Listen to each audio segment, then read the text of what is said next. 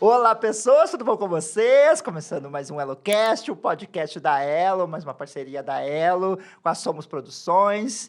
Quem quiser fazer seus vídeos, aulas, podcast, chama o pessoal aqui, que eles são sensacionais e parceiros nossos. Estou aqui hoje com o Dr. Felipe. Prazer te ter aqui. Prazer, Peterson, muito obrigado pelo convite. Então, eu assim, ó, a gente vai começar, o Dr. Felipe é defensor público, né? E a gente vai começar, eu queria que tu te apresentasse um pouquinho aí, falasse da tua trajetória aí na defensoria, e aí a gente vai conversando sobre as criançadas. Certo. Primeiro, eu queria te agradecer o convite, né, Peterson? Estou muito feliz de poder estar aqui, de poder falar um pouquinho sobre a minha atuação e sobre a Defensoria Pública. Meu nome é Felipe Dávila Farias, eu sou defensor público há 2 anos e hoje eu trabalho, dentre outras atribuições, com a infância e juventude em Gravataí. Foi aí, então, que nos conhecemos e acho que é sempre importante a gente falar primeiro um pouquinho da Defensoria Pública, né?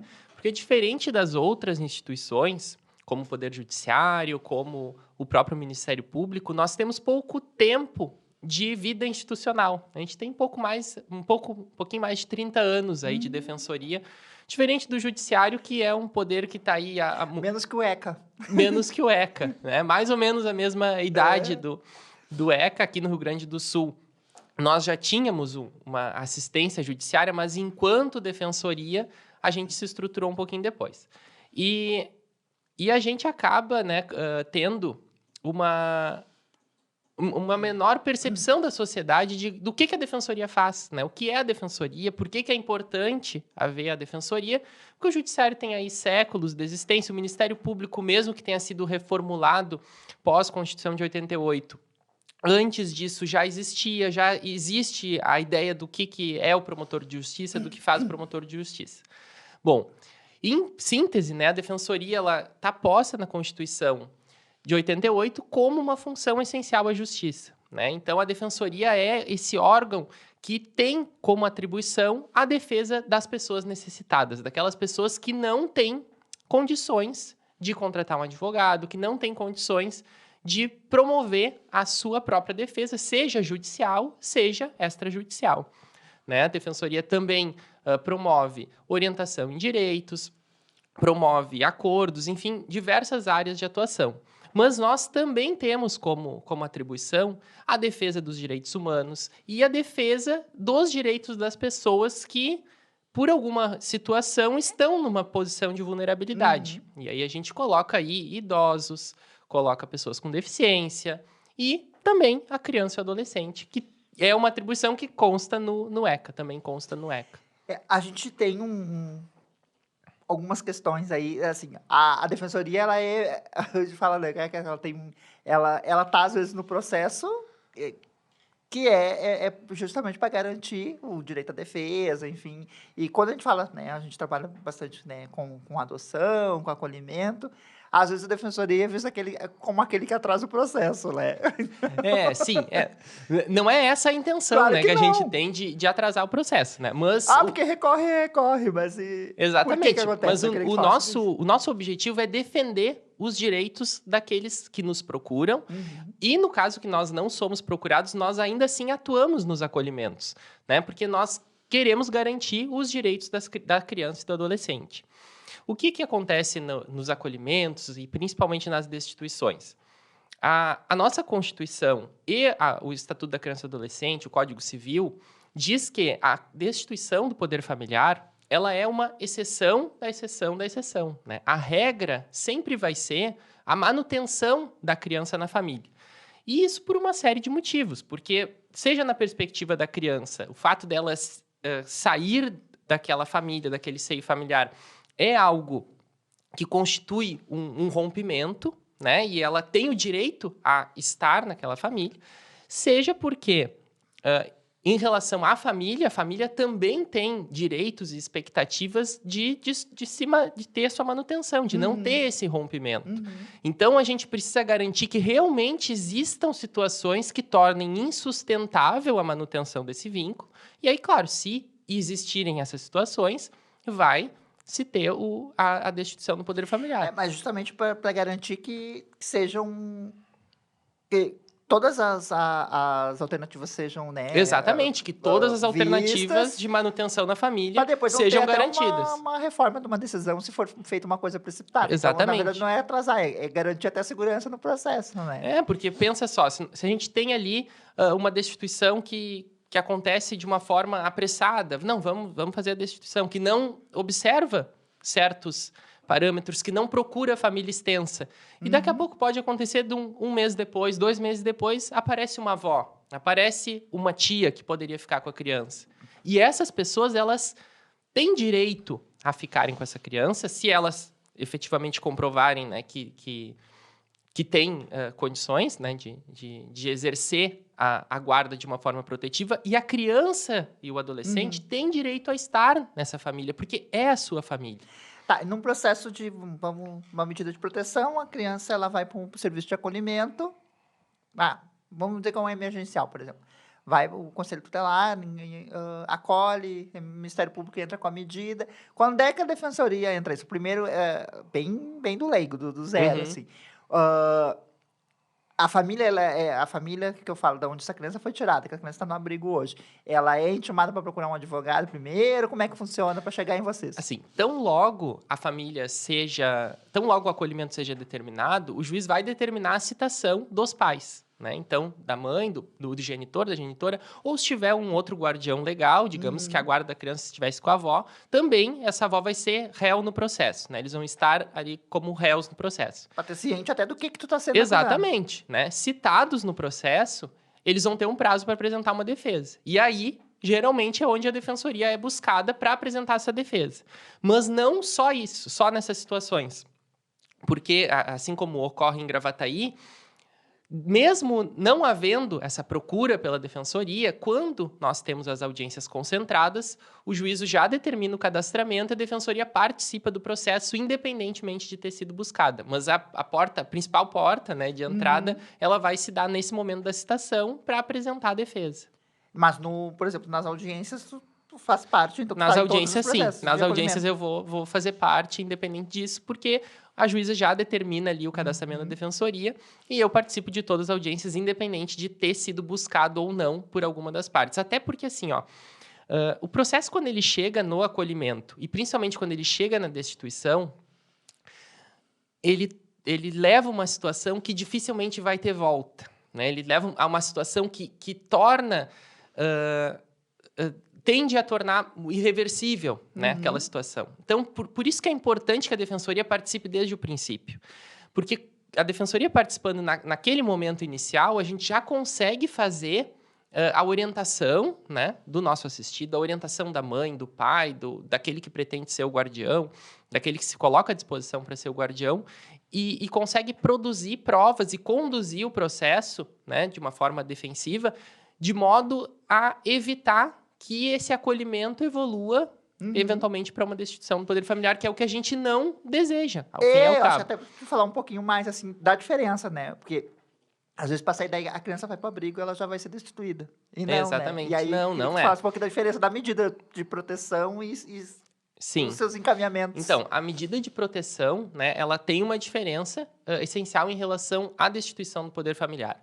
A medida de proteção, ela pode gerar o acolhimento institucional ou não. Tem medidas de proteção que têm o objetivo apenas avaliar a família, tem o objetivo de encaminhar outras medidas protetivas da criança e do adolescente. Mas o acolhimento, ele se dá de uma forma emergencial para quê? Para se verificar, após se verificar que a criança está numa situação que não protege os seus direitos no seio familiar e que não existem outras pessoas ali que o Conselho Tutelar verificou naquele momento que poderiam, de imediato, né, naquela primeira impressão, assumir a guarda provisória daquela criança, assumir a responsabilidade por aquela criança. E o acolhimento, ele vai trabalhar, o objetivo do acolhimento principal é trabalhar com a família, seja natural, seja família extensa, né, então vô, avó, tio, irmão, trabalhar pessoas que possam assumir a guarda. E apenas após não terem sido verificadas que existem essas outras pessoas e que os familiares da família natural não conseguem evoluir para efetivamente retomar essa guarda, é que vai se encaminhar uma destituição do poder familiar. Eu vejo que não é incomum, quando dentro de um processo, por exemplo, né, uma medida de acolhimento, às vezes a própria defensoria puxa outros órgãos que ela identifica que estão sendo negligentes também, que não coloca essa responsabilidade só em cima daquela família, né? Porque às vezes a família ela tem a intenção, ela tem a vontade, mas há uma falta de serviço de amparo da rede pública, e aí acho que o papel da defensoria também é bem importante nisso, né? Sim. Aí a gente tem um problema que é bastante estrutural e que é o que a gente bate muito, né, enquanto defensoria, nessas situações de acolhimento institucional. Os acolhimentos, né, via de regra, eu diria assim, 80%, 90% dos acolhimentos hoje, eles são consequências das desproteções sociais. Uhum.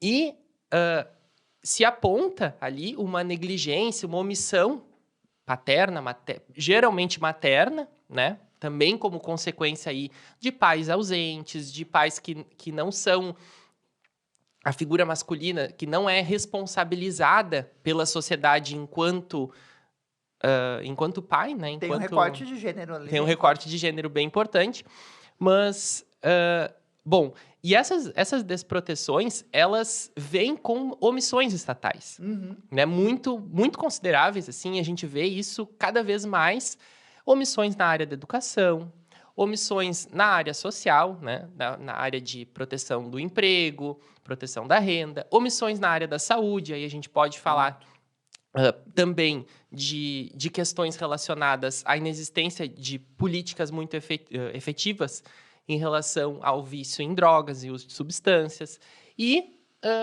questões relacionadas à saúde das próprias crianças e adolescentes, né? Então, a gente tem um Estado que é muito omisso. E aí, esse Estado, ele permanece omisso por um período considerável de tempo, violando os direitos daquela família, que acaba gerando uma violação de direitos da criança e do adolescente, que geralmente vem a recair na mãe, né? Que A família começa como vítima, acaba como réu. começa como vítima e acaba como réu. E aí, se tem o acolhimento, e a gente verifica que mesmo no acolhimento, o poder público não se organiza para sanar essas situações, necessitando do judiciário para isso. Então, não raras vezes, mesmo que aquela criança, por exemplo, esteja esperando uma consulta com o neurologista na fila do GERCOM, né? Que é a fila ali É o regulador. do regulador da saúde. Mesmo estando acolhida, o juiz precisa bloquear dinheiro do Estado para mandar realizar aquele procedimento com um médico particular, que para mim é algo totalmente descabido, né?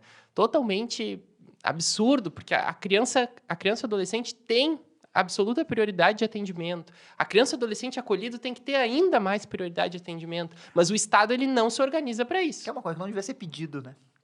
Não precisaria ser pedido, né? E vejo também assim que recai muito sobre os municípios. A gente tem uma questão de pacto federativo, né? Essas responsabilidades aí acabam recaindo muito sobre os municípios, que são responsáveis ali por gerir o acolhimento institucional, e o Estado, né? O Estado enquanto ente federativo e a União acabam ficando numa posição mais confortável, muito embora sejam eles os responsáveis por resolver boa parte dessas desproteções sociais. Seja a União em termos econômicos, né? E seja o Estado em termos de saúde, enfim, todos eles responsáveis, o município também é responsável, mas eu vejo que os problemas acontecem nos municípios e acabam recaindo nos municípios sem a responsabilização desses outros entes. E o acolhimento como medida excepcional também, provisória, mas às vezes ele acaba fazendo aquele papel meio que de estabilizar a situação que está aquela criança. Por quê? Porque a família, às vezes, ela dá com a cara na porta, que ela não consegue alguns serviços, alguns atendimentos, e às vezes a criança dentro do abrigo, a equipe do abrigo consegue articular para conseguir esses atendimentos. Sim. Também pela questão da prioridade, das crianças acolhidas, enfim. E também pela questão judicial, né? Porque a criança não deveria acontecer isso por uma falta que não é pura e só da família. Então, a gente passa isso para os adotantes também, assim, que às vezes a gente costuma dizer que as destituições, assim, as crianças que vêm para a gente, né, para adoção, não, em sua grande maioria, não foi abandonada. A família não deu conta, não conseguiu. Agora, os motivos de ela não conseguir, não tô querendo aqui também romantizar, dizer que todas as famílias são maravilhosas e Não, com vítimas. certeza. Mas o motivo que ela não conseguiu são vários, então não dá para colocar o preto no branco, assim, né? E aí, essa questão... E aí, quando vira a destituição, grande parte a defensoria tá ali. Grande parte da defensoria está ali. Se a família não procurar a defensoria, ou seja, deixou, foi citado, o pai e a mãe não procuraram, foram citados efetivamente, a defensoria não vai participar desse processo. Né? Então, o processo vai correr, enfim, eles vão ser réveos. Mas, em grande parte dos casos, a defensoria participa dessas situações. Seja porque foi procurada, seja porque aconteceu alguma das situações previstas na legislação processual civil de curadoria especial. Então, por exemplo... O que é? Falar mais disso da A curadoria especial é uma defesa processual que ela é nomeada pelo juiz e que ela é obrigatória em algumas situações. Né? Então, se o réu for citado por edital, então não se localizou em nenhum lugar o réu, é muito comum, porque nós temos destituições de pessoas em situação de rua, essas pessoas são muito difíceis de serem encontradas. For citado por hora certa, que é uma espécie também de citação ficta, como a citação por edital, e, em muitos casos também, quando nós temos um réu preso. Né? Então, temos uma pessoa em privação de liberdade. Se essa pessoa não constitui um advogado e oferece a sua defesa, a defensoria vai atuar por ele. Né? Então, é comum que nós estejamos nesses processos de destituição do poder familiar. E para chegar nesse processo, é o Ministério Público que Exatamente. vai postular, enfim. E é porque já foram esgotadas para abrir uma destituição, por regra, é porque as outras alternativas porque as outras alternativas já foram esgotadas. Tem o tempo da criança, né? E o que... Existe um tempo, assim, para se pedir um tempo de acolhimento, essa criança está tanto tempo e entende-se que... Ou não existe. Então, essa questão também da destituição, de ter sido ou não esgotado, é uma questão também que tem que ser considerada de acordo com o tempo, né? Porque, por vezes, né, naquele momento em que se avaliou a criança... Não se tinha uma viabilidade de manutenção, mas os processos demoram.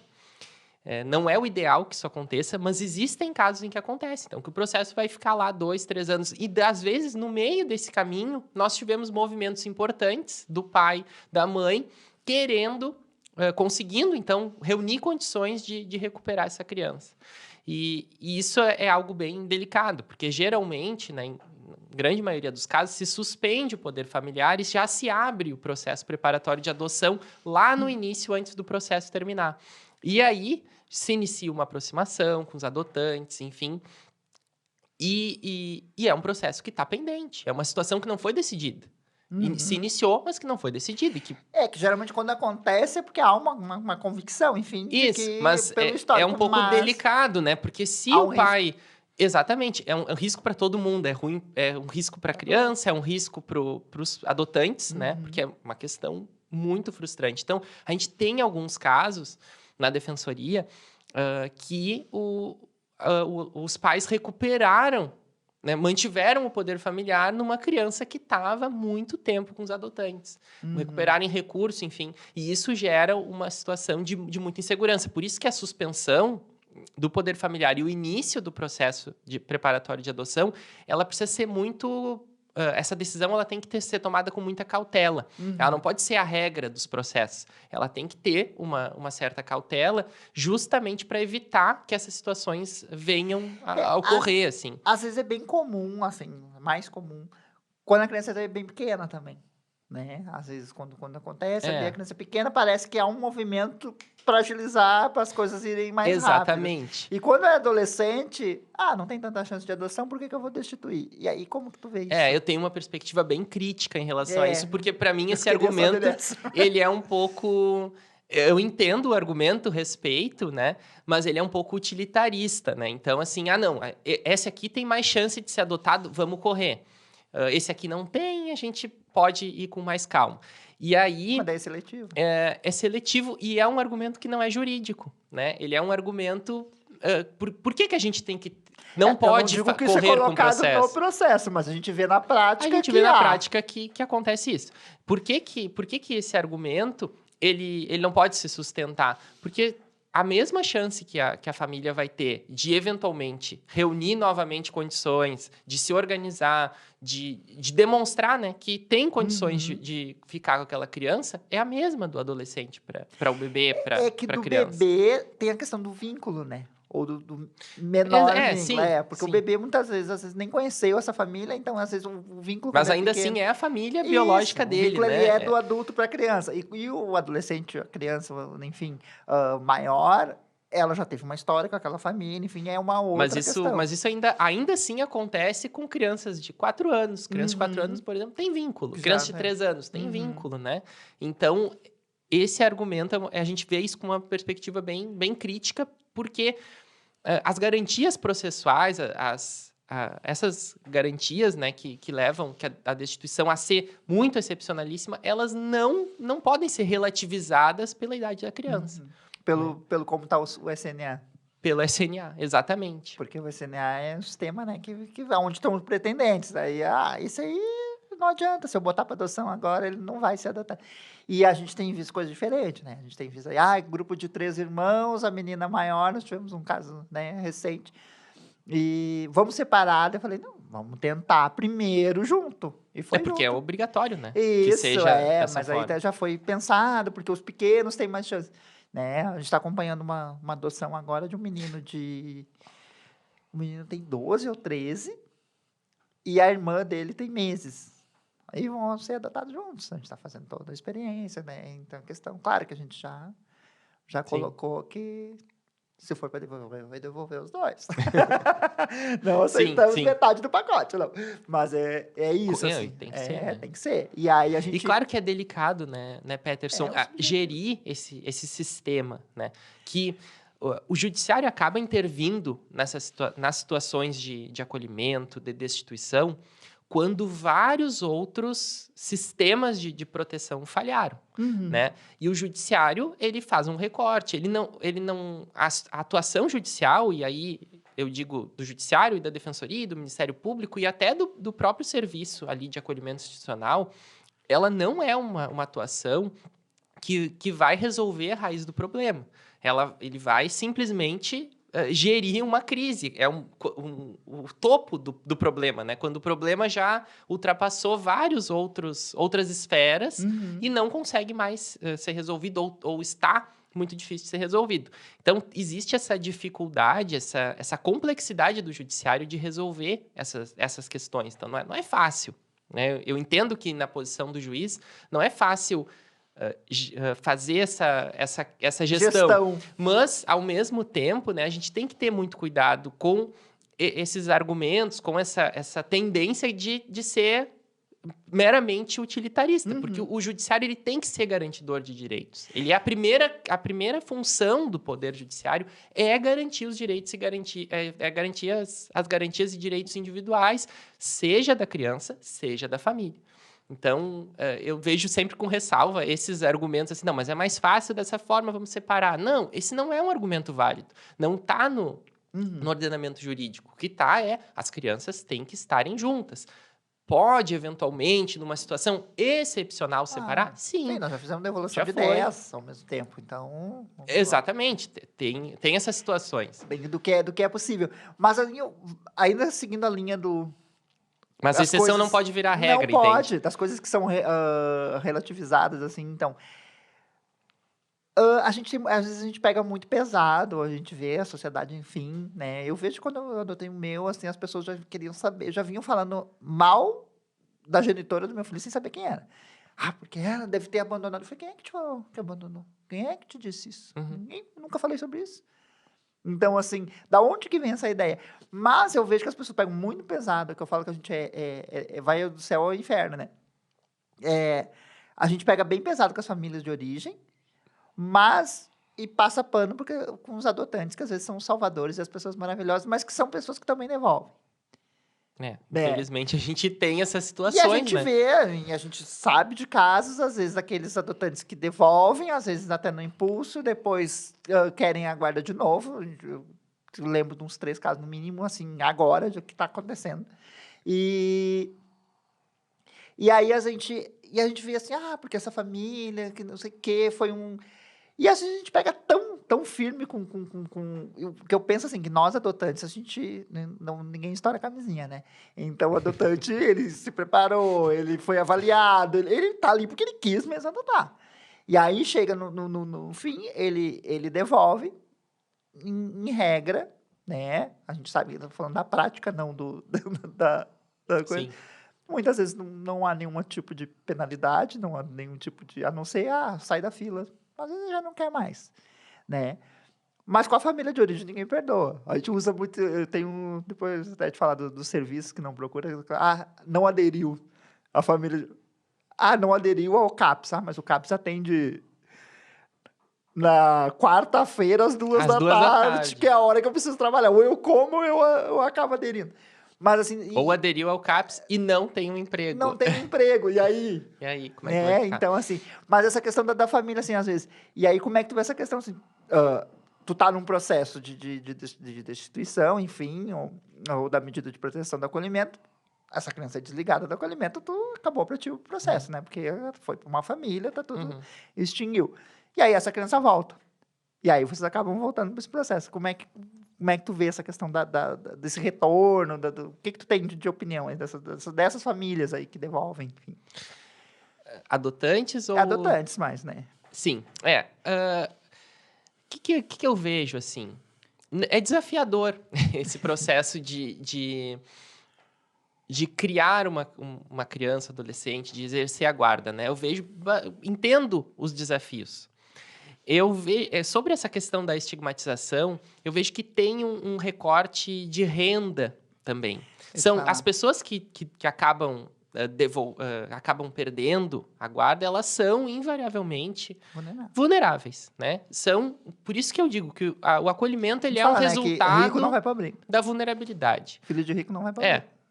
A gente até teve um caso emblemático que acabou gerando um processo de GIGE do Bernardo Boldrini, né? Ele teve um processo de não sei se era uma medida de proteção, tiveram uma audiência. Chegou ao Conselho Tutelar. Chegou e teve uma audiência, enfim, ele voltou para a família e aconteceu o que aconteceu.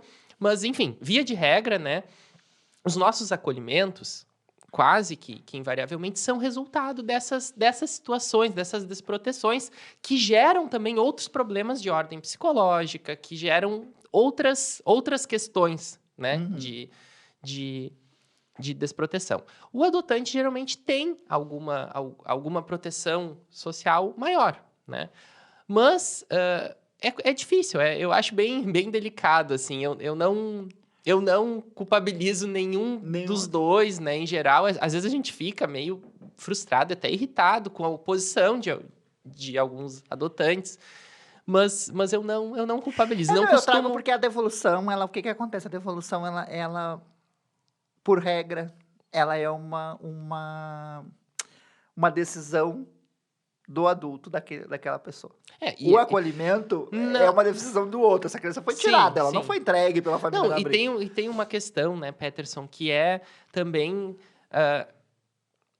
existe uma romantização social do processo de adoção. Né? As pessoas, é muito nobre, muito nobre, realmente. Mas as pessoas entendem assim, eu vou vir com aquela criança pronta, vai ser o meu anjinho, o meu bebezinho, ela vai ser grata. Então, a gente tem casos assim que, porque o adolescente disse que não me vê como pai, devolvi. Bom, mas quem é que é o adulto? Quem é que é o adolescente e quem é que é o adulto aqui nessa relação? Então, existe um despreparo, de certa forma, assim, e algumas pessoas não conseguem, veem a adoção como algo muito assim, muito romantizado mesmo, é romantizado. E acabam não se dando conta, assim, não tendo noção do que é aquilo ali. De que aquela criança, ela é uma criança, um adolescente, que vem com uma carga emocional muito forte, que passou por um acolhimento institucional, o que não é algo desejável e não é algo maravilhoso, lindo, né? Então, obviamente, os serviços de acolhimento são ótimos serviços, não é isso que a gente está falando, mas os próprios serviços têm isso como mote, assim, que a institucionalização é algo traumatizante na vida, é uma panela né? de pressão. Várias pessoas com sofrimentos diversos estão concentradas no mesmo lugar. Então, E ali com cuidadores, então não estão com as Isso. pessoas da sua família, não estão com guardiões, Essa é a importância efetivamente. da família acolhedora, agora, do cuidado Exatamente, isso é bem individualizado. importante, porque gera um outro nível de cuidado, evita essa institucionalização em abrigo. Então, eu acho que existe uma romantização social. Eu acho que isso vem de muito tempo, né? Vem de muitos anos, assim, de como o Brasil sempre tratou essa questão da adoção. As pessoas acabavam... Ou pegou para criar, Pegou né? para criar, Filhos de enfim. criação. Só que cada vez mais complexos. Por quê? Porque as crianças e adolescentes estão mais complexos, né? Por conta justamente desses problemas sociais que a gente está enfrentando. Então, a gente tem, por exemplo, no acolhimento em Gravataí, a grande maioria das crianças e adolescentes com algum CID, né? Com alguma doença neurológica, com alguma doença psiquiátrica.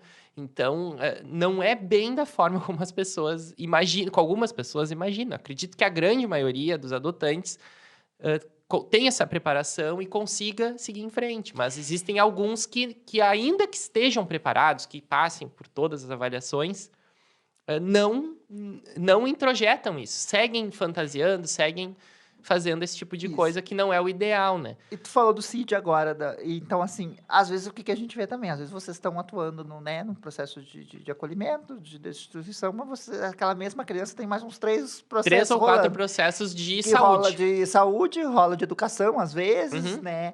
A questão de transporte, às vezes, quando também entra dentro da saúde, quando é PCD e coisa de acessibilidade, que a gente vê que tem uma dificuldade bem grande ainda, né? Isso, a gente não está falando da comarca que tu trabalha, mas de todas, né? De todas. É isso, né? Não é uma particularidade de Gravataí, Isso, de todas. Não, e trabalhos até especialistas, enfim, é uma coisa que é muito complicada, assim.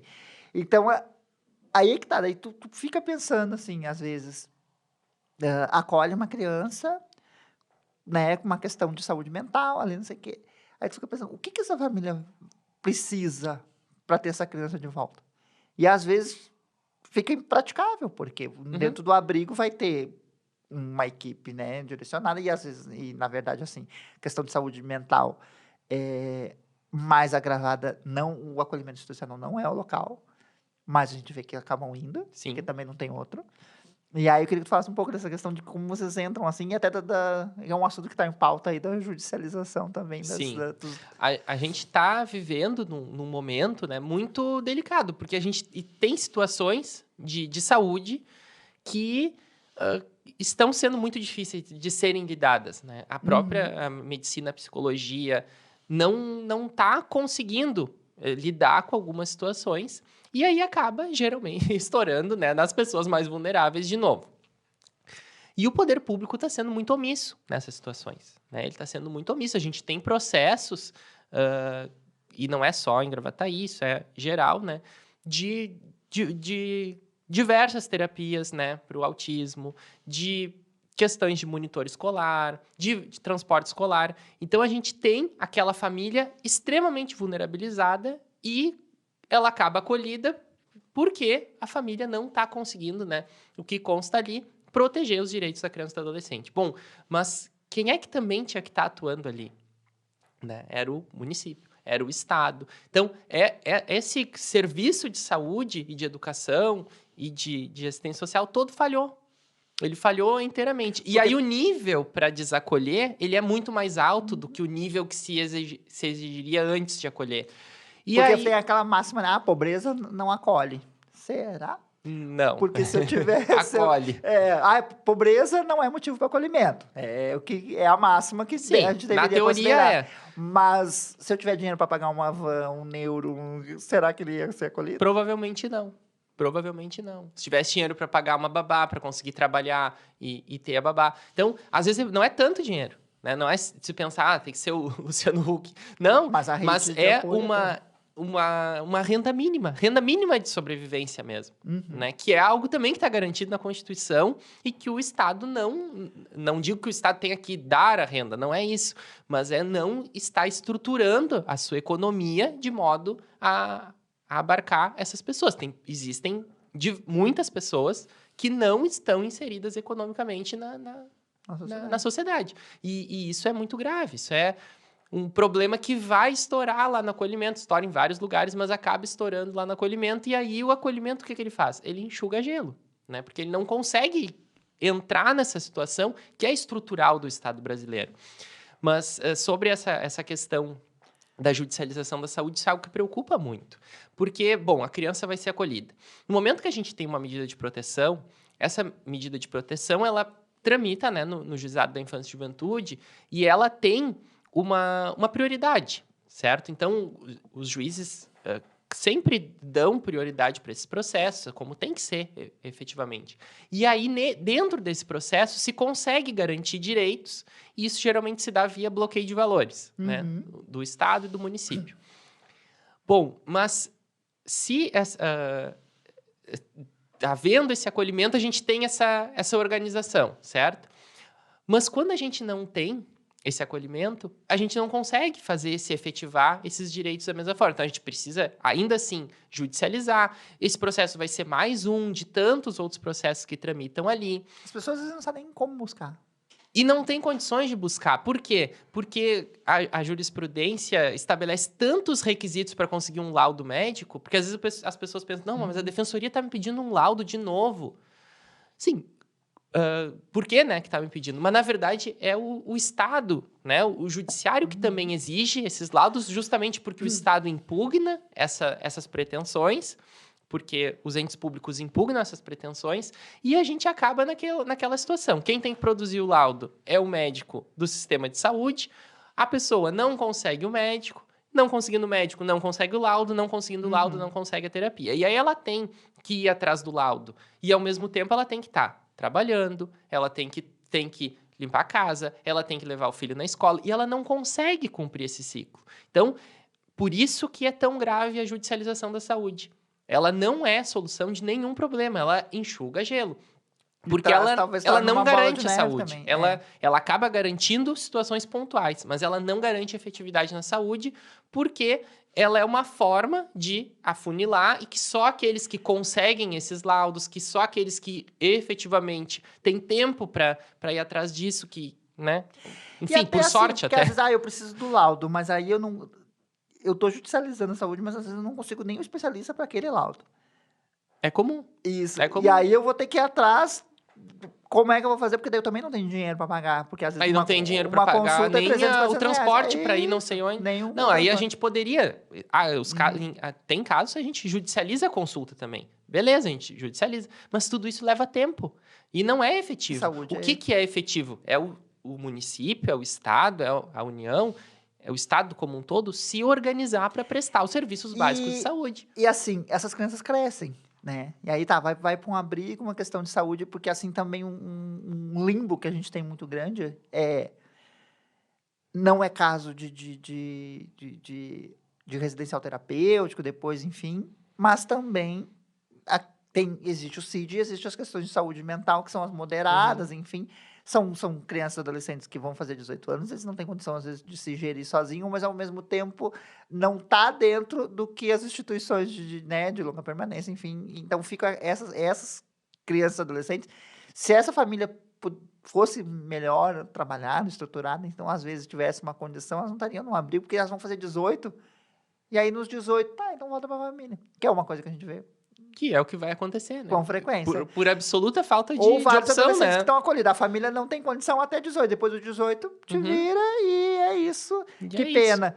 E onde é que eles vão procurar? É naqueles que fizeram, às vezes, as violências. E às vezes eles reproduzem essas violências. A gente tem aí muito comum, terceira, quarta geração de acolhidos, porque é uma coisa que é normal naquele se normalizando. núcleo. E aí o Estado também, bom, acabou. 18 anos, vai. Mas aí o Estado abandonou, digamos assim.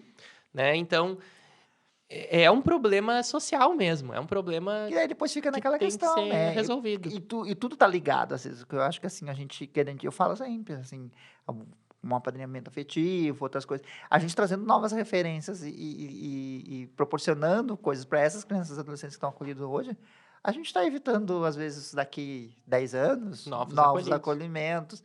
Questão até mesmo de segurança pública mesmo, de questão de eles vão procurar coisas erradas. Vão procurar. Então, eles vão procurar o quê? Vão procurar o tráfico, vão procurar não sei o quê. Então, quando a gente dá as costas para essas crianças e adolescentes, a gente está criando a mão de obra pro tráfico, errado. sim. Exatamente. Porque eles são muito úteis, o apadrinhamento afetivo, ele é muito interessante, né? Ele é realmente muito interessante, porque ele cria uma referência para aquela criança. Opa, existe outro jeito de família. Existe outro jeito, né? Cria aquele exemplo de alguém que pode ser alguém que vai aconselhar, alguém que vai guiar aquela criança até no momento em que ela já completou 18 anos. Enfim, porque a gente vê também que uma coisa era ter 18 anos há 20, 30, 40 anos hoje atrás. São umas crianças, e hoje. É diferente. Hoje, o amadurecimento da pessoa, ele tá acontecendo depois, né? As pessoas estão demorando um pouco mais para amadurecer. Antigamente, 18 anos, as pessoas já estavam com emprego, casa, filho, resolvido. Hoje não é assim. A sociedade mudou. Não. A nossa sociedade, ela é uma sociedade que exige mais estudo, que exige mais tempo de amadurecimento. E as nossas crianças e adolescentes estão demorando um pouco mais, né? Para amadurecer, para se inserir nessa sociedade, que é uma sociedade maluca, né? Uma sociedade... Exatamente, de concorrência, de tu ter que ser muito bom, porque senão tu não consegue. Enfim, que isso gera outros problemas também. Discussões, mas... e aí a gente, né, quando a gente traz essas questões assim eu queria falar também, eu falei desse limbo da saúde, mas até mesmo da defensoria. A defensoria tem uma questão de 3 salários, né? Né? Que às vezes fica aquele limbo, mas tem quem ganha 3 salários, mas tem que sustentar os filhos, não sei o que também não consegue pagar o advogado. É um recorte, né? A defensoria, ela tem esse critério da renda, que é uma forma de triar, porque senão a gente não teria... A gente já não tem, né, condições de atender todas as demandas a todo momento. Então, a gente faz esse recorte da renda, né? Foi uma opção aí que a Defensoria do Rio Grande do Sul fez. Mas assim, a gente tem... dos 3 salários, ela é nacional ou é... Não, cada estado tem a sua regulamentação. Cada estado tem a sua regulamentação. E é uma questão aqui que a Defensoria, em algum momento, tomou essa decisão. Para organizar. Mas claro que nesses casos, assim, de situações mais delicadas, a gente tem uma possibilidade de atender mesmo assim. Porque a gente não tem só a hipossuficiência financeira. A gente tem também a hipossuficiência organizacional. Que é aquela hipossuficiência que, apesar de ter uma renda acima de 3 salários... Por situações organizacionais, a pessoa está enquadrada no conceito de pessoa necessitada, pessoa que não tem, que deve ser assistida pela defensoria. 3 salários é da família? Ou é 3 salários brutos da família, de todas as pessoas que integram. Mas há uma redução, um aumento, né, do critério dos 3 salários por dependente. E se for dependente com deficiência, esse aumento é maior. Ah, entendi. Porque eu ia dizer... Porque se tiver 2 adultos, às vezes já... Mas nesses casos, assim, mais delicados de medida de proteção, destituição, a gente faz questão de atuar, porque realmente... Não atuar igual, né? Claro, esse critério da renda, ele tem que ser mais rígido, principalmente nas ações cíveis, porque senão a gente vai fazer inventários, né, de pessoas que têm condições financeiras, vai ajuizar uma ação indenizatória, que não é tanto, né, não se tem ali uma hipossuficiência tão relevante quanto numa destituição. Dificilmente, numa destituição do poder familiar, a gente vai deixar de atuar em razão da renda. Mas às vezes tem... às vezes casos de, sei lá, separação. Porque existe uma vulnerabilidade muito significativa num pai, numa mãe, que acaba ali, que está a iminência de perder, né, o filho. Isso é um processo muito grave. Perder o poder familiar, a autoridade parental, é um processo muito grave, muito grave. E assim, as pessoas, claro que a gente vê que a sociedade, ela vê, por exemplo, benefícios, né, de transferência de renda como uma coisa, né, tem essa discussão ainda de, nossa, família só vive de bolsa. E aí, o que acontece? Eu falo que essa criança precisa se reestruturar. Essa família precisa se estruturar para ter seu filho de volta. Mas a partir do momento que eu tiro esse filho dessa família, a fonte de renda às vezes também acaba. Compromete. E aí, como é que eu me reestruturo, né? E aí... Acaba não conseguindo se reestruturar. A gente tem casos assim, né? Porque o filho tem a situação do Bolsa Família e, por vezes, a gente tem um LOAS. Exatamente. E aí tem uma questão, assim, bem importante. Por quê? Porque a criança, ela vai para o abrigo, né? O abrigo passa a administrar o benefício. E por vezes ali, no abrigo, se consegue fazer muitas coisas com esse benefício. Claro, porque Não precisa pagar comida, não precisa pagar aluguel, água, nada. luz. E aí se usa exclusivamente para criança. Então vai ter fisioterapia, vai ter natação. E Só aí tu que quer que quando volte volta para a pra família, casa e não vai continue voltar. igual. Não vai continuar igual. Por quê? Porque a família vai usar aquele benefício para comer. Vai usar. Precisa. É o que vai acontecer. Em tese, o benefício é para ser usado apenas com a criança, apenas com o beneficiário. Mas, na realidade, no mundo dos fatos, o que vai acontecer é isso, né? Principalmente o BPC, né? Principalmente o BPC. Eu É o não, eu não, custeio como é que eu das vou despesas trabalhar? da casa. Como é que eu vou trabalhar? Se E eu tenho que aí, ficar cuidando dessa criança, mas ao mesmo tempo esse valor só pode ir para... O que é? É dar a garantia de que eu vou estar ali em casa também, porque se eu tiver que sair, vai ficar sozinho. Eles exatamente. são totalmente dependentes às vezes.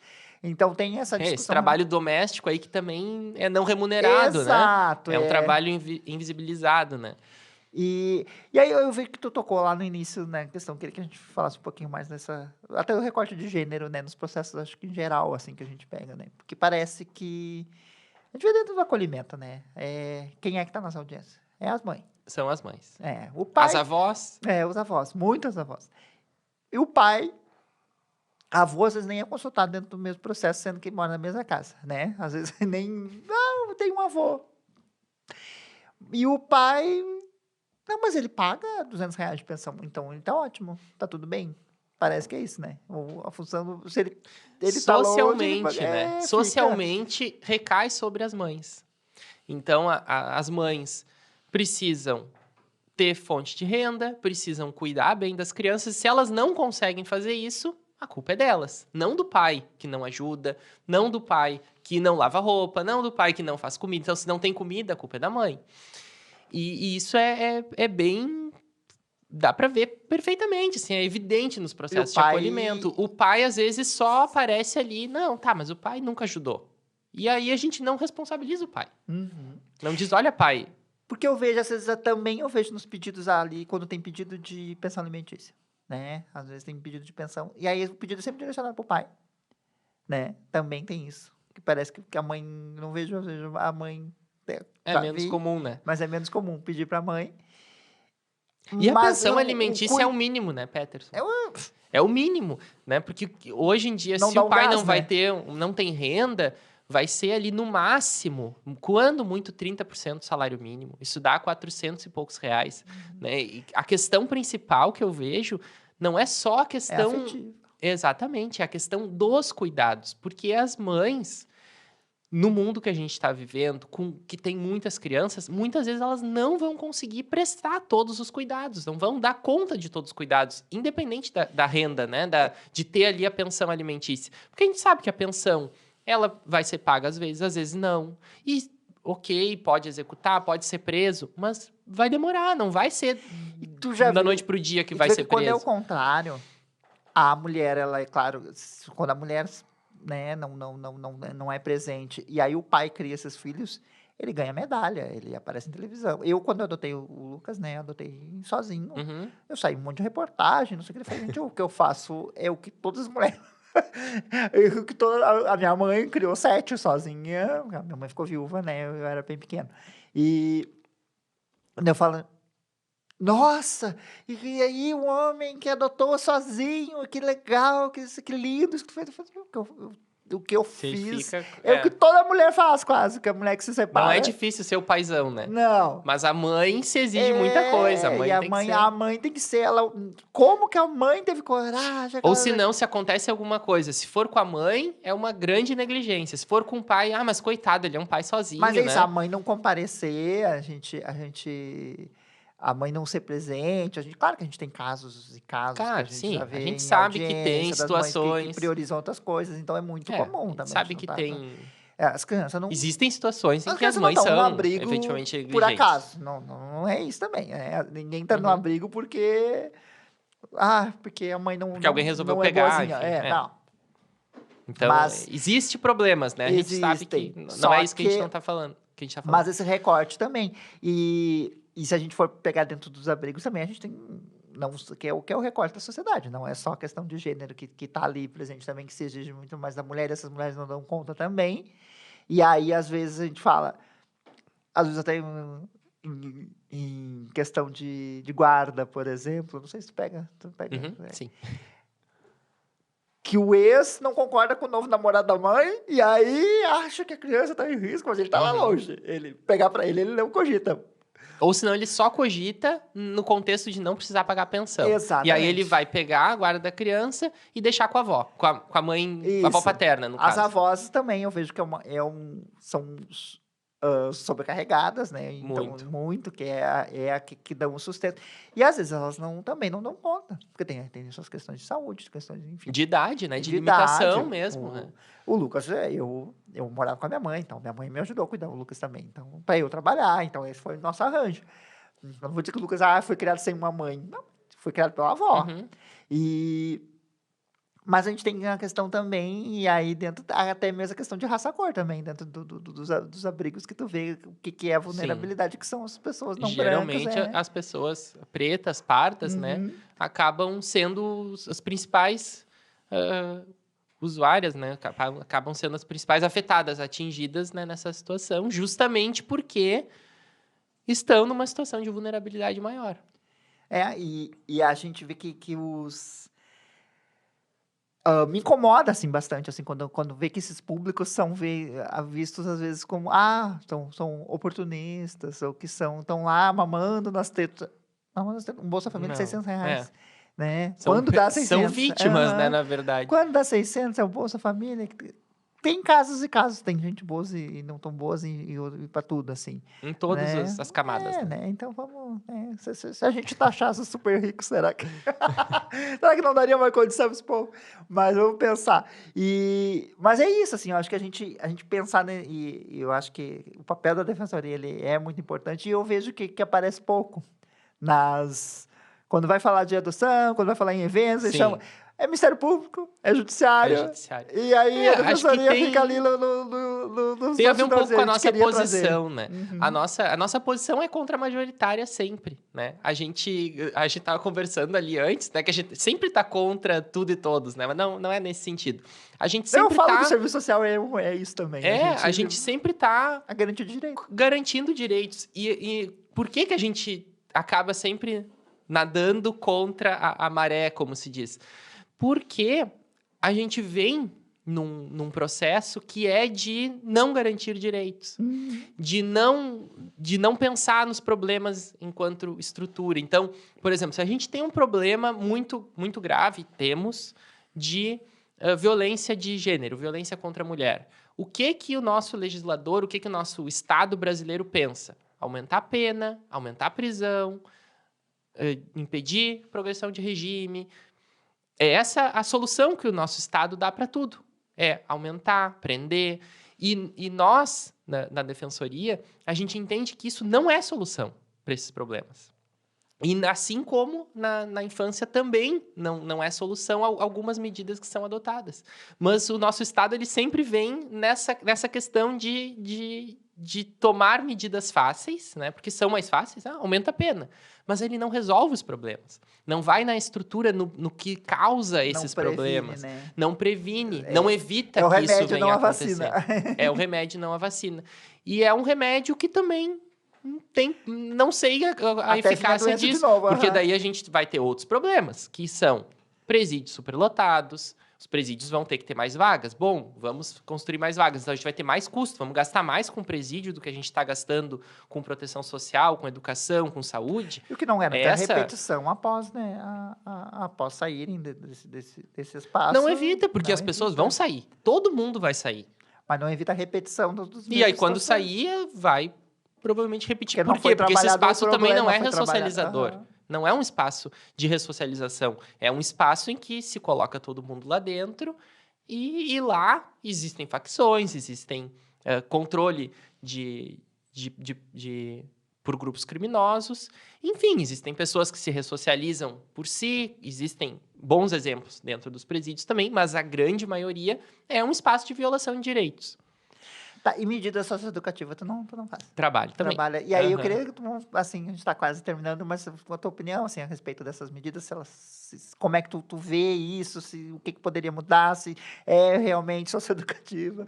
E porque tu trouxe essa questão dos presídios e eu vejo um pouco também dessa coisa de, às vezes, o adolescente fez uma coisa X e aí vai para lá e às vezes volta com pensamentos até mais graves do que quando foi, assim. Então, Mas é a minha impressão de que quem não trabalha com as isso. medidas ali, elas são algumas em meio fechado, né? Internação, lá na fase, na case, ou em meio aberto. Então, a gente tem algumas medidas que o adolescente fica vinculado ao CREAS, faz ali a prestação de serviço à comunidade, enfim. Mas, como todo esse sistema punitivo, né? Ele é um sistema punitivo também, ele tem um caráter ressocializador que é mais forte do que a pena do maior de idade, mas ele também é um sistema que tem muitas falhas, porque, de novo, não ataca a raiz do problema, que é os problemas da sociedade. Então, a gente tem vários perfis de adolescentes que eu identifico, assim, vários perfis que cometem um ato infracional. Mas lá dentro existe algum tipo de separação? Dentro da fase, fase. por exemplo? Eu não trabalho com a internação, eu não sei te dizer, porque em Gravataí não tem, né? Em Gravataí verdade, só tem a parte em meio aberto, a gente Aham. até vê o processo. Eu trabalho no processo até a determinação da medida. Entendi. Mas nós não temos tanto internados também em Gravataí. A gente tem aquele adolescente que geralmente é o que acaba internado, que tá vinculado à facção já, né? E esse, eu acho muito difícil a ressocialização, né? Da forma como é, porque o Estado falhou já. Já é uma falha estrutural ali do Estado. E o tráfico sabe disso, né? E o tráfico sabe disso. Que ele é útil, por isso que eles usam esses menores, porque sabem que Sim. que a consequência ali eles vão ter um tempo Mas todo. assim, o trabalho ressocializador vejo como maior do que de um presídio, né? Acho que tem uma... Mas nunca trabalhei Até com porque a isso, não poderia te disposição também. dizer, assim. Acho que facilita porque tem A escola, idade também, a idade. formação. O adolescente, ele tem um perfil diferente do que um réu maior em um processo criminal, porque... E é mais resiliente, ele é mais suscetível a aprender Exatamente. alguma coisa. É diferente no aprender. trato, né? Mas tem casos aí de vários homicídios, enfim, que a gente vê pouca... Teve há pouco, né, da menina lá, do menino lá, com os pais, enfim, e por causa de uma namorada na internet, e aí acabou. Sim. E isso... E aí tu fica pensando, mas esse aí é o mesmo que vai estar junto com outro que nem fez tanta Sim. coisa assim, nesse É sentido. preocupantíssimo. E aí, como é que ficam? Porque também tem essa questão da peculiaridade da idade, que eles vão na onda, né? Então, eles são muito... Efeito manada, né? Olha só. Influência. Porque eu lembro que quando eu trabalhava em serviço de acolhimento, tinha uns que iam, daí eles voltavam se achando os traficantes. Eles Existe o achavam, status, agora né? eu tô... Porque eu fui pra fase, assim, orgulhosos. Então, depois, mas o efeito foi inverso, né? Era pra te estar... Agora eu quero fazer diferente. Mas vai dar Porque mensagem. esse mundo do crime, ele gera um status, né? Um status entre naquela Social, comunidade. naquela comunidade. Não, fulano... Não mexe com ele. Não, e também gera uma... O adolescente, ele precisa muito de afirmação, né? Então, ele se afirma naquilo. Não, eu sou o poderoso, todo mundo me respeita. Então, ele se sente ali como alguém que é respeitado por todos, Sim. temido. E o adolescente, ele tem isso. Tem. Né? Tem isso. Então tá, te agradecer, viu? Passou Eu que rápido. agradeço. Quer fazer tuas Passou considerações, rapidinho. viu? Nem doeu que eu falo, porque às vezes a gente fica mais nervoso. E fazer tuas considerações finais, o que tu quiser falar a respeito da defensoria, trabalho, o que ficar livre. Então, queria agradecer, né? Te agradecer, Peterson, dizer que a Defensoria Pública está de portas abertas, Defensoria Pública de Gravataí. A gente trabalha do meio-dia até... Fica no horário de atendimento do meio-dia às 6. E estamos à disposição. Quem tiver alguma dúvida, quiser conversar, tiver uma situação de acolhimento, pode me procurar lá na Defensoria, que vai ser muito bem recebido. Então tá, e com isso encerramos nosso episódio. Deixem seus likes, compartilhem, se inscrevam no canal, como eu sempre esqueço de falar no início. Então, aos que chegaram até o final, por favor, compartilhem e até a próxima.